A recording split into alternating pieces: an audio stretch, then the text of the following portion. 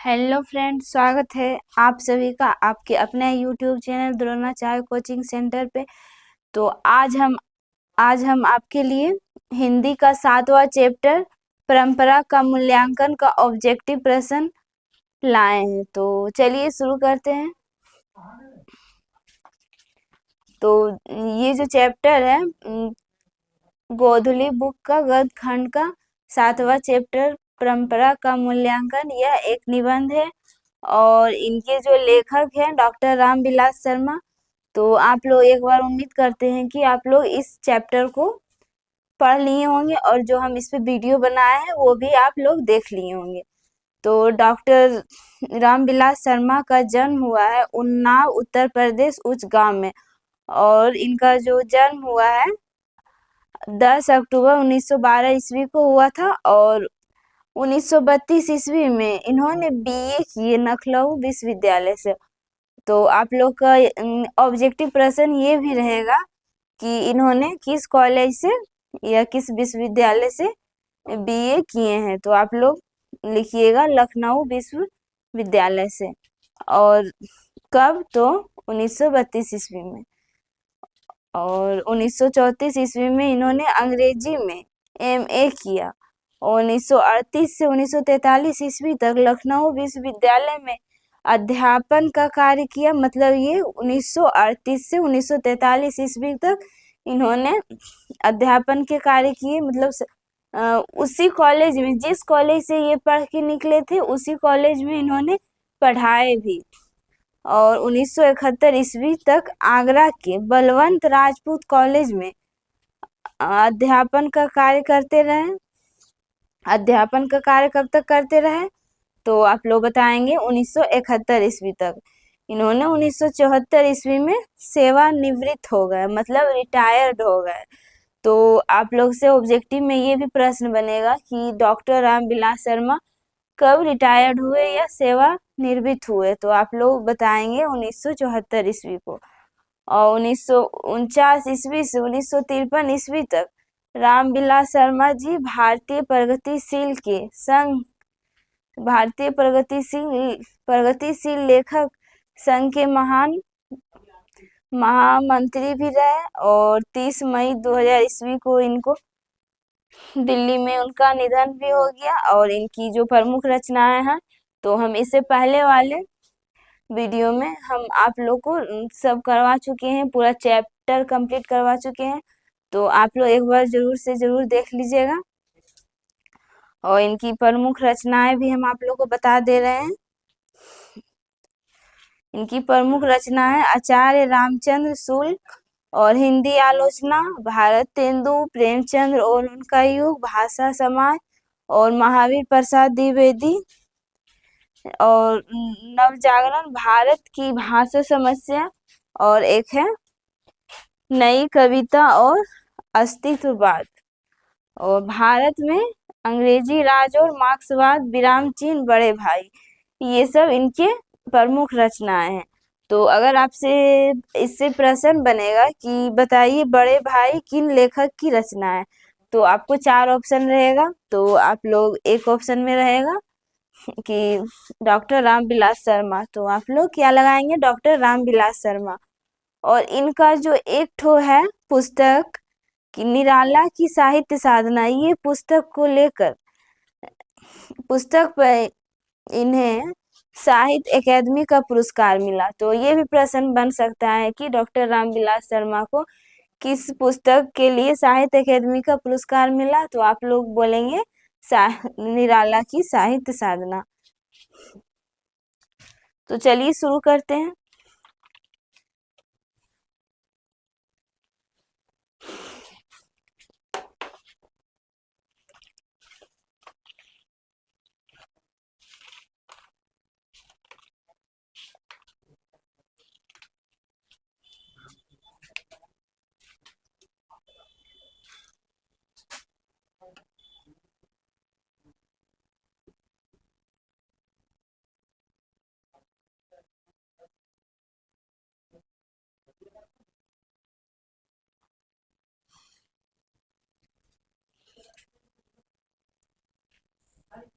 यह एक क्या है, निबंध है।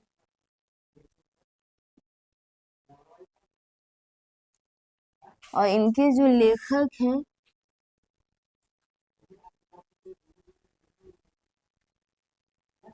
लेखक हैं डॉक्टर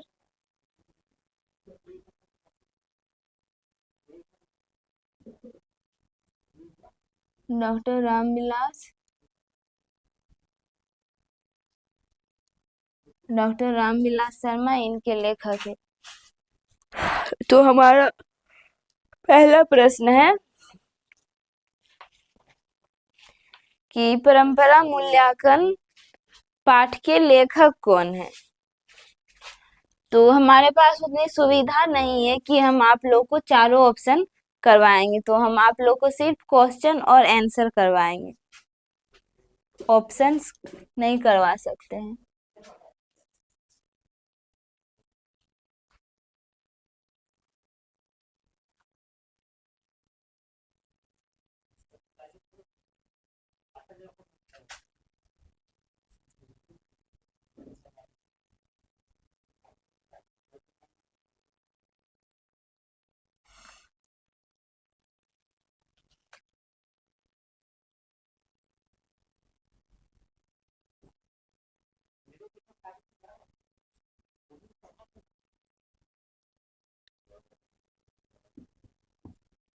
परंपरा परंपरा का मूल्यांकन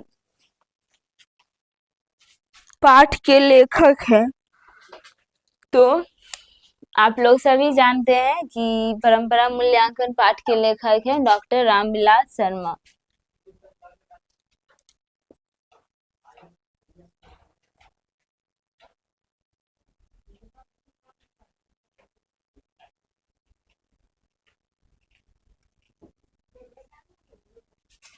और हमारा नेक्स्ट क्वेश्चन है कि बड़े भाई किस लेखक की रचना है। तो हम लोग आपको अभी बताएं कि बड़े भाई जो है ये रामविलास शर्मा की रचना है।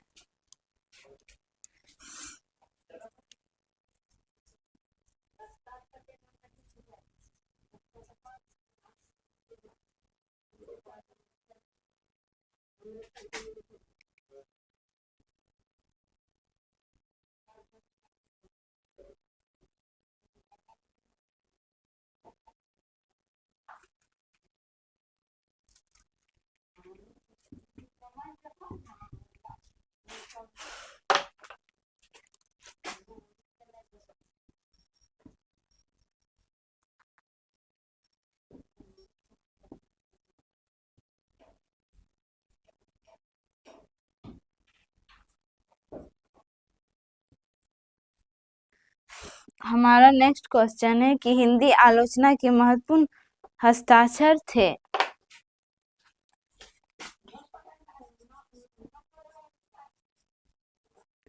हिंदी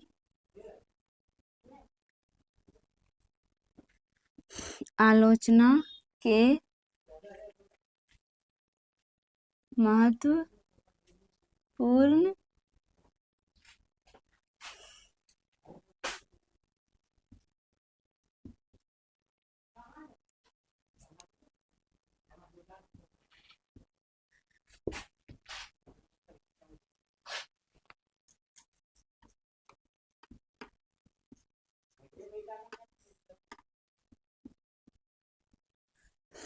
तो क्या लिखेंगे, डॉक्टर रामविलास शर्मा, इसका भी आंसर वही होगा।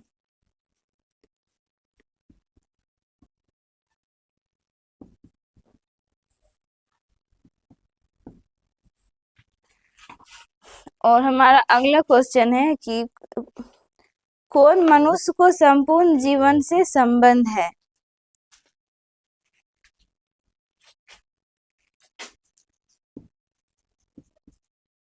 कौन मनुष्य के संपूर्ण जीवन से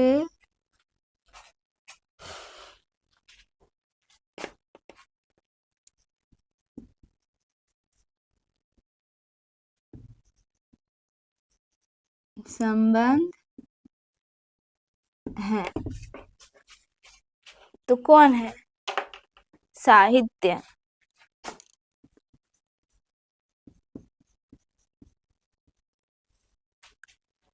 और हमारा अगला क्वेश्चन है कि वह विचारधारा जो चेतना या भाव के मूल पदार्थ मानती हो कहते हैं। जो विचारधारा वह विचारधारा जो चेतना या भाव के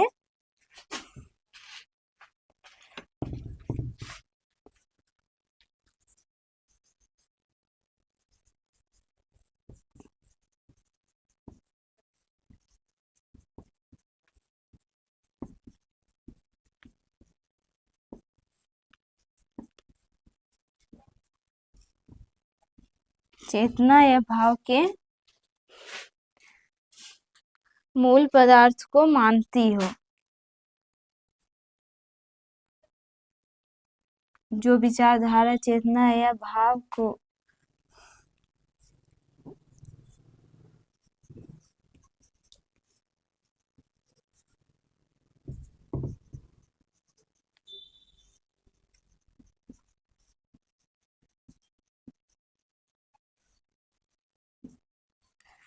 मानती हो कहते हैं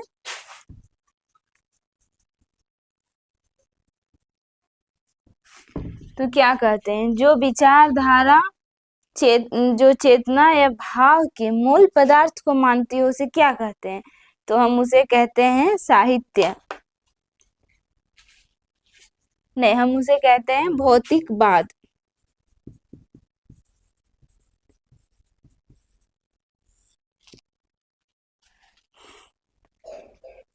और हमारा अगला क्वेश्चन है कि रूस की क्रांति कब हुई थी?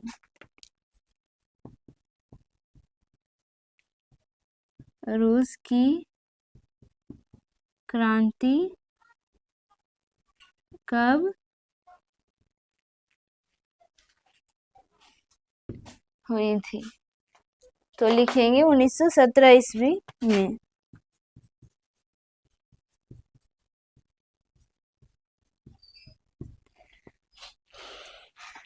और हमारा अगला क्वेश्चन है कि व्यास जी और वाल्मीकि जी की रचना है।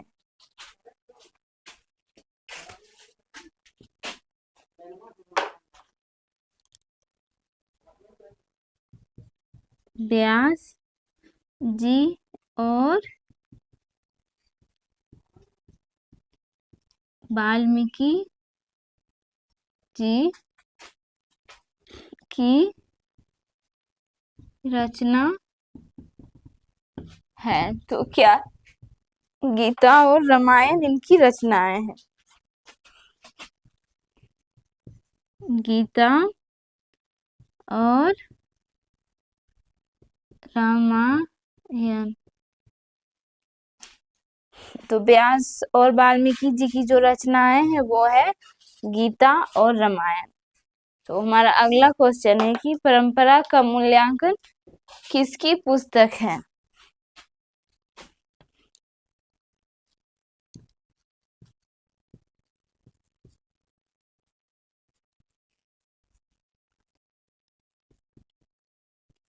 मूल्यांकन किसकी पुस्तक है? तो किसकी पुस्तक है? रामविलास शर्मा।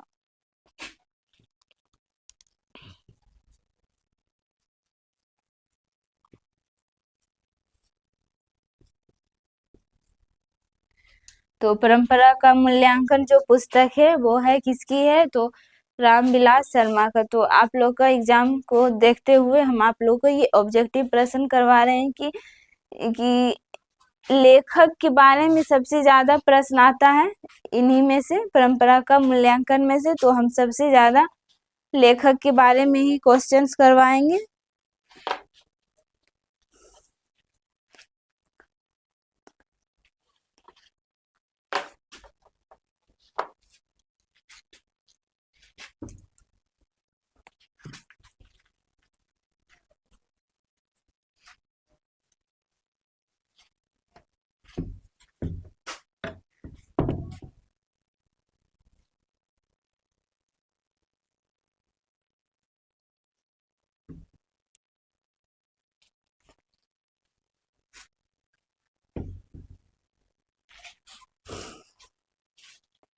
तो हमारा नेक्स्ट क्वेश्चन है कि प्रगतिशील आलोचना का विकास होता है।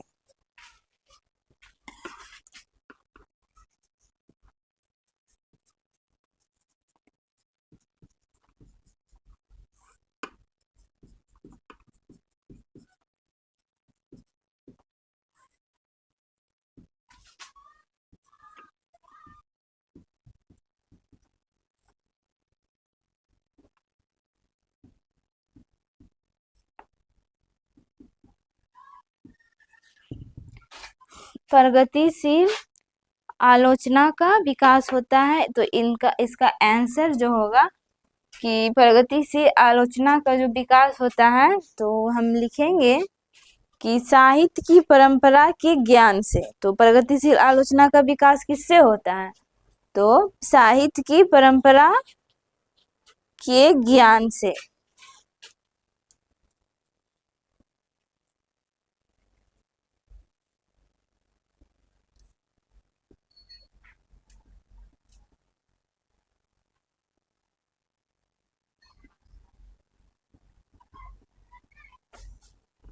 परंपरा के ज्ञान से। तो हम आगे लिखेंगे कि लेखक रामविलास शर्मा कब से कब तक भारतीय प्रगतिशील लेखक संघ के महामंत्री रहे।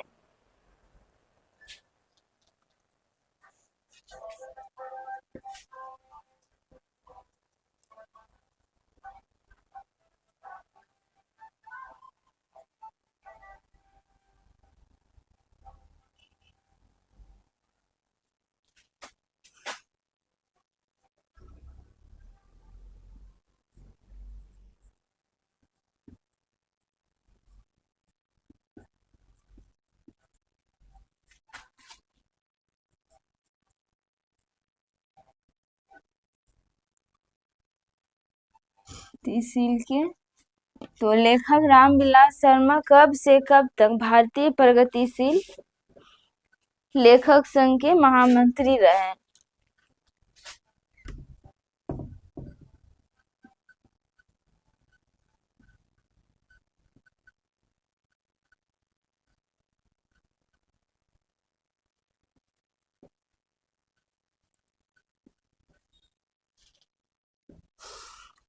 तो हम आप लोग को बताए थे कि ये जो लेखक है रामविलास शर्मा, इन्होंने 1949 से 1953 ईस्वी तक भारतीय प्रगतिशील लेखक संघ के महामंत्री रहे।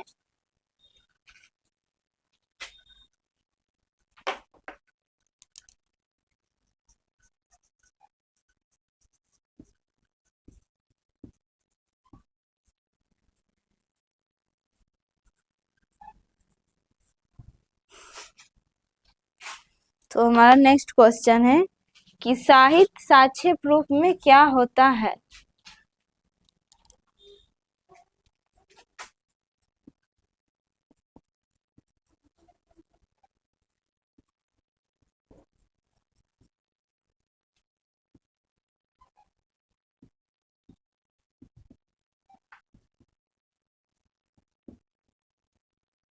क्या होता है, तो बताइए साहित्य साक्ष्य प्रूफ में क्या होता है?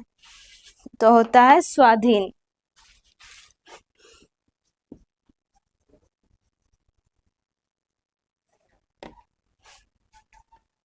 तो हमारा अगला क्वेश्चन है कि एथेंस किस महादेश में है।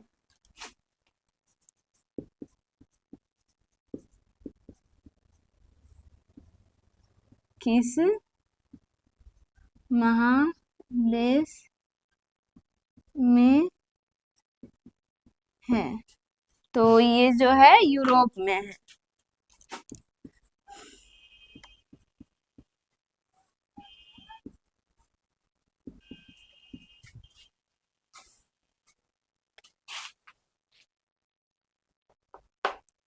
और है कि बायरन किस भाषा की कवि है।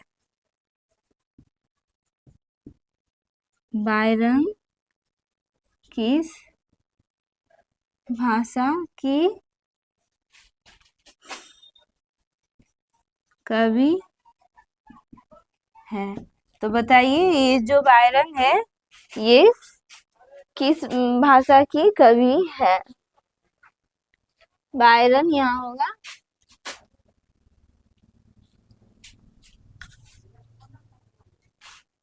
तो किस भाषा की कवि है? तो हम लोग लिखेंगे अंग्रेजी भाषा के कवि है। क्या लिखेंगे? अंग्रेजी।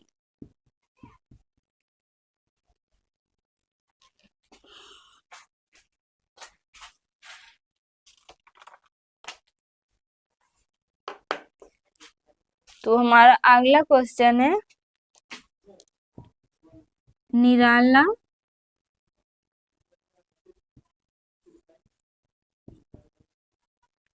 साहित्य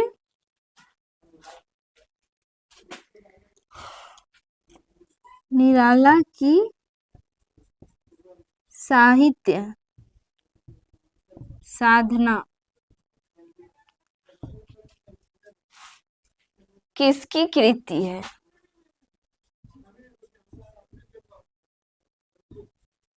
किसकी कृति है?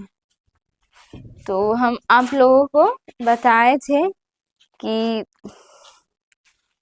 निराला की साहित्य साधना, विराम चिन्ह, बड़े भाई, नई कविता और भाषा अस्तित्व इत्यादि ये सब हमारे लेखक डॉक्टर रामविलास शर्मा की कृति है।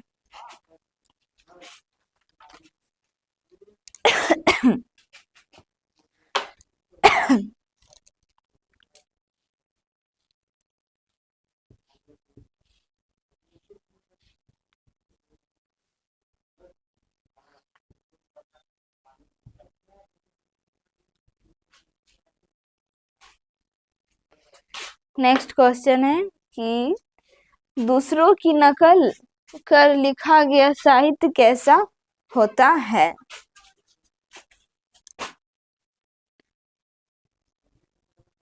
दूसरों की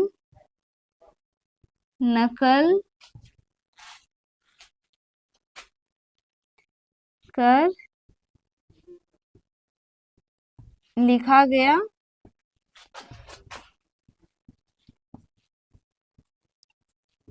साहित्य कैसा होता है?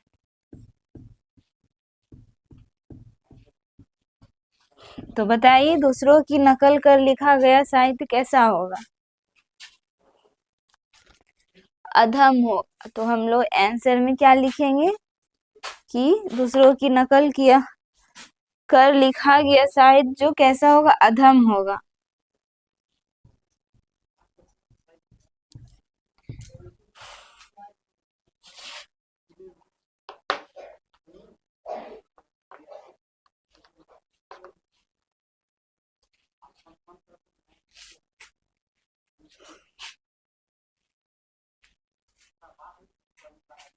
और हमारा नेक्स्ट क्वेश्चन है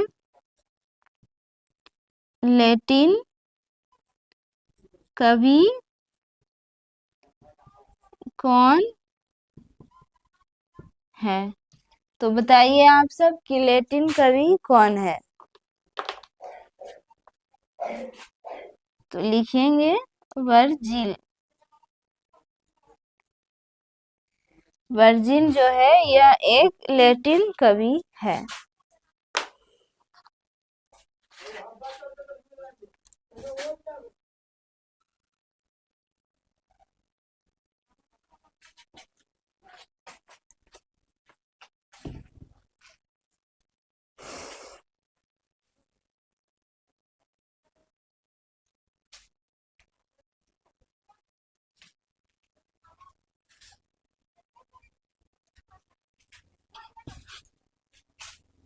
तो आगे हम लिखेंगे द्वंद्वात्मक भौतिकवाद मनुष्य की चेतना को आर्थिक संबंधों से प्रभावित मानते हैं।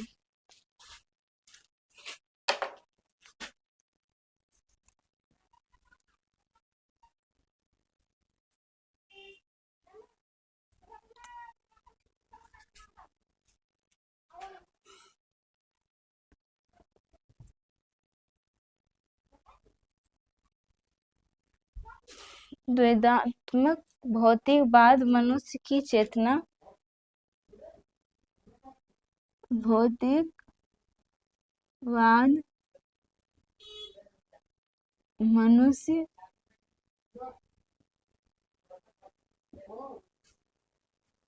मनुष्य की चेतना को आर्थिक संबंधों से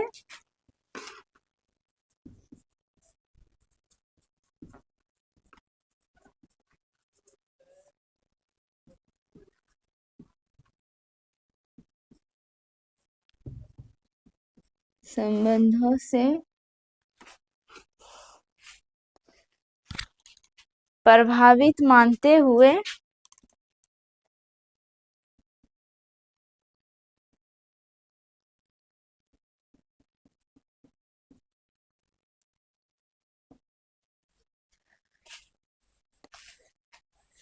उसकी स्वाधीनता स्वीकार करता है।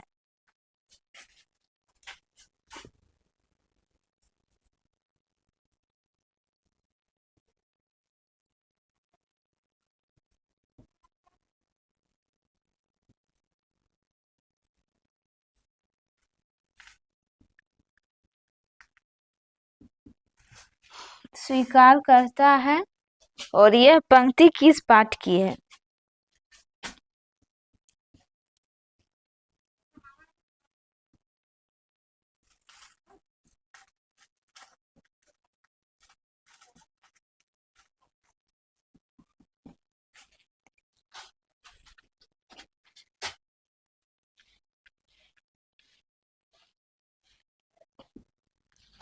तो प्रश्न है कि द्वंद्वात्मक भौतिकवाद मनुष्य की चेतना को आर्थिक संबंधों से प्रभावित मानते हुए उसकी स्वाधीनता स्वीकार करता है। यह जो पंक्ति है वो किस पाठ की है? तो हम लोग अभी क्या पढ़ रहे हैं? हम लोग पढ़ रहे हैं परंपरा का मूल्यांकन। तो क्या होगा कि इसी पाठ का पंक्ति है।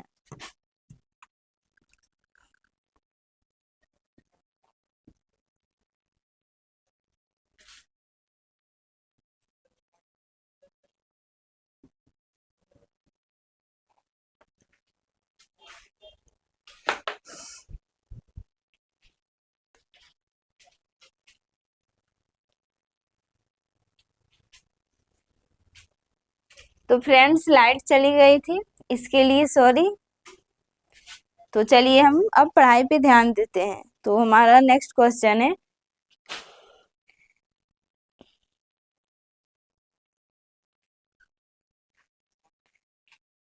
निराला की साहित्य साधना कितने खंडों में रचित की गई? निराला की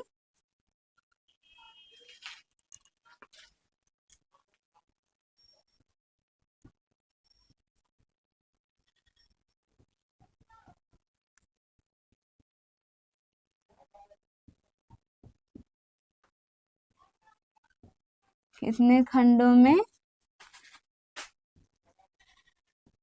रचित की गई? तो बताइए, निराला की जो साहित्य साधना है कितने खंडों में रचित की गई है?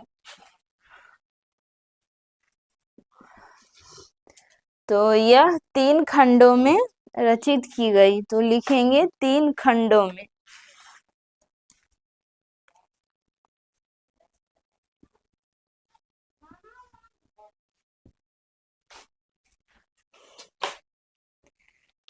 तो अब क्वेश्चन आ गया है कि डॉक्टर रामविलास शर्मा का जन्म कब हुआ था?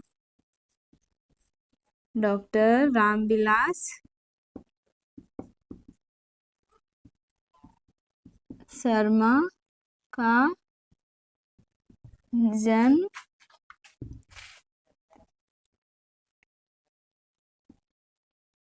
कब हुआ था? तो हम आप लोग को ये क्लास जब शुरू किए थे तो बताए थे कि इनका जन्म 10 अक्टूबर 1912 ईस्वी को हुआ था।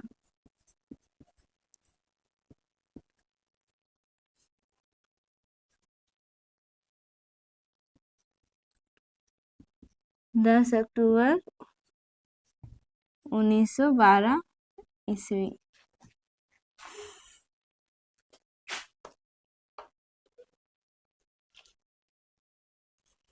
तो हमारा क्वेश्चन है कि रामविलास शर्मा को किस कृति के लिए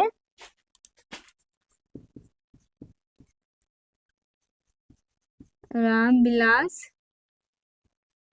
शर्मा को किस कृति के लिए साहित्य अकादमी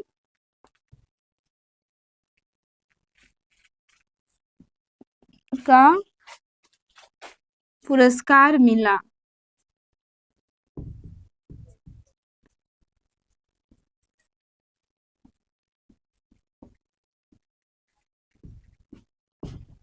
तो रामविलास शर्मा किस कृति के लिए रामविलास शर्मा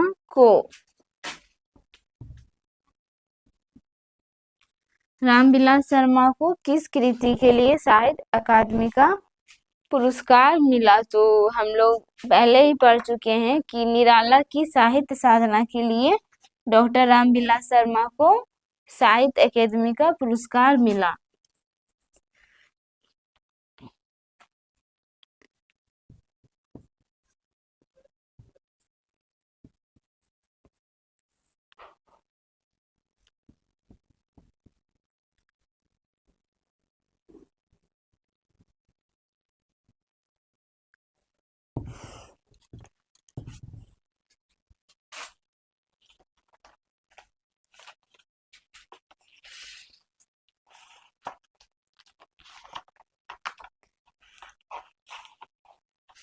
तो अब क्वेश्चन आ गया है कि भारत तेंदु हरिश्चंद्र किसकी रचना है?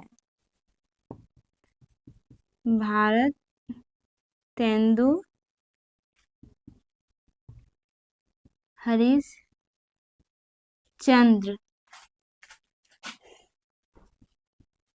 किसकी रचना है? तो हम आप लोग को पहले ही बता चुके हैं और पढ़ा भी चुके हैं कि भारत तेंदु हरिश्चंद्र जो है ये है डॉक्टर रामविलास शर्मा की रचना है।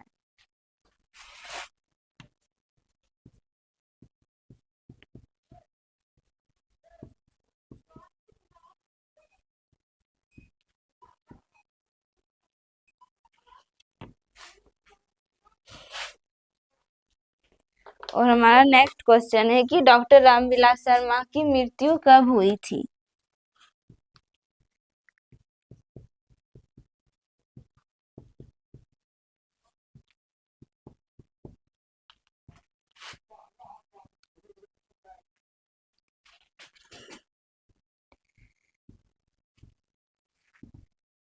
हुई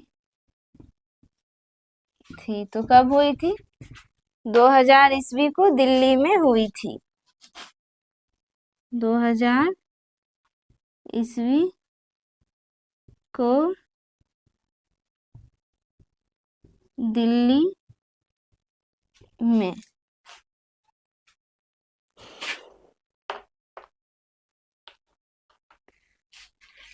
और हमारा नेक्स्ट क्वेश्चन है कि साहित्य की परंपरा का पूर्ण ज्ञान किस व्यवस्था में संभव है?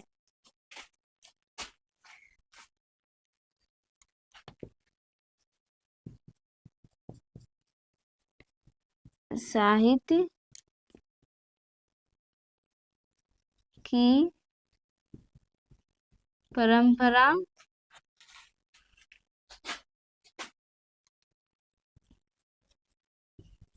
का ज्ञान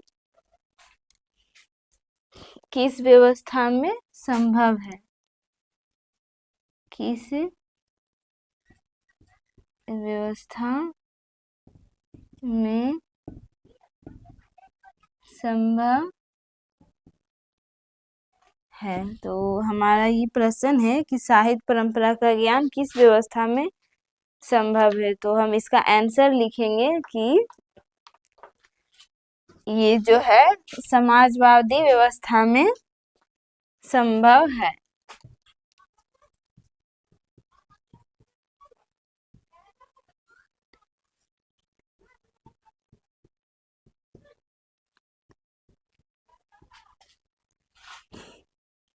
जो हमारा नेक्स्ट क्वेश्चन है कि परंपरा का ज्ञान किसके लिए आवश्यक है?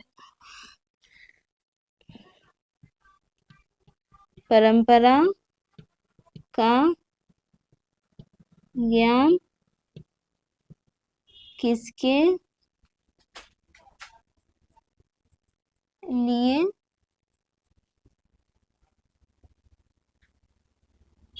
आवश्यक है? तो ये जो परंपरा का ज्ञान है यह आवश्यक है। जो लकीर के फकीर न होकर क्रांतिकारी साहित्य की रचना करना चाहते हैं उनके लिए परंपरा का ज्ञान आवश्यक है। तो हम लिखेंगे कि जो लकीर के फकीर न होकर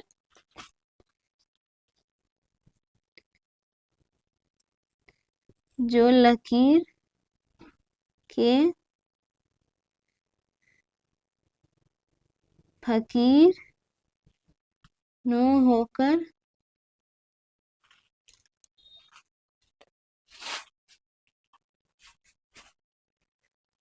क्रांतिकारी साहित्य की रचना करें। क्रांतिकारी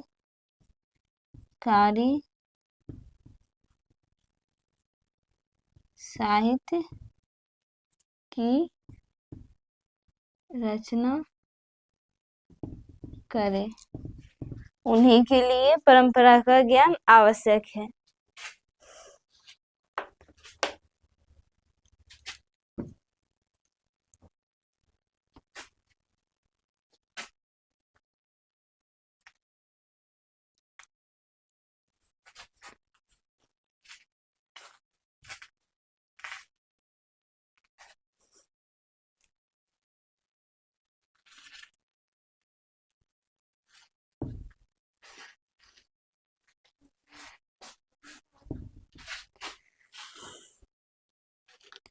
तो अब हमारा क्वेश्चन है कि रामविलास शर्मा का गांव का नाम क्या है?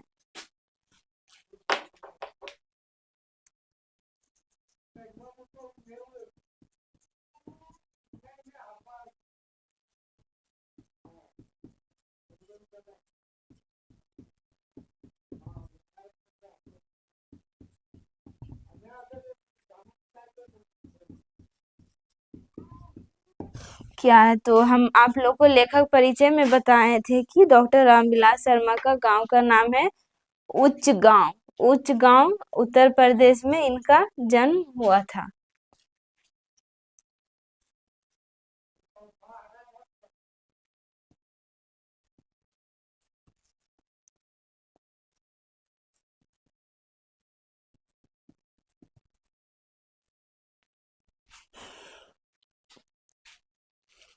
तो हमारा अगला क्वेश्चन है कि परंपरा का मूल्यांकन शीर्षक पाठ की कौन सी विधा है?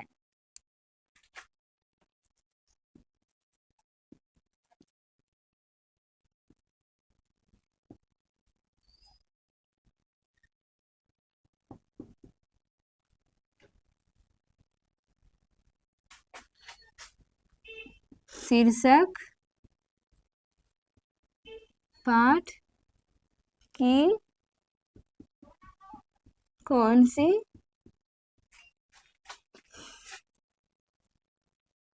विधा है? तो ये जो है परंपरा का मूल्यांकन शीर्षक पाठ की कौन सी विधा है? तो हम यहाँ पे क्या लिखे हैं? यह एक निबंध है। तो आंसर में क्या लिखेंगे? निबंध।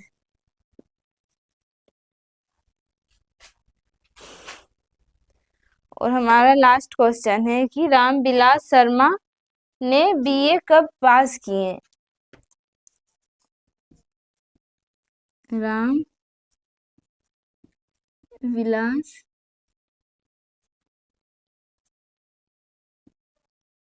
शर्मा बीए कब पास किए? तो बताइए आप सब कि जो जो हमारे लेखक साहब है उन्होंने बीए कब पास किए? तो लिखेंगे 1932 ईस्वी, 32 ईस्वी को। तो यहीं तक हमारा प्रश्न था। तो उम्मीद करते हैं कि आप लोगों को समझ में आया होगा। तो आप लोग हमारे चैनल को सपोर्ट कीजिए और लाइक कीजिए, शेयर कीजिए, और थोड़ा सा नहीं, वीडियो पूरा फुल जब तक वॉच नहीं कीजिएगा तब तक आप लोग को हमारा पढ़ाया हुआ समझ में नहीं आएगा, क्योंकि जब तक पूरा नहीं देखिएगा तो कैसे समझ में आएगा। तो आप लोग पूरा वीडियो देखिए तभी आप लोग को समझ में आएगा। तो हमारे चैनल को सब्सक्राइब भी कीजिए और शेयर भी कीजिए और ज़्यादा से ज़्यादा सपोर्ट भी कीजिए।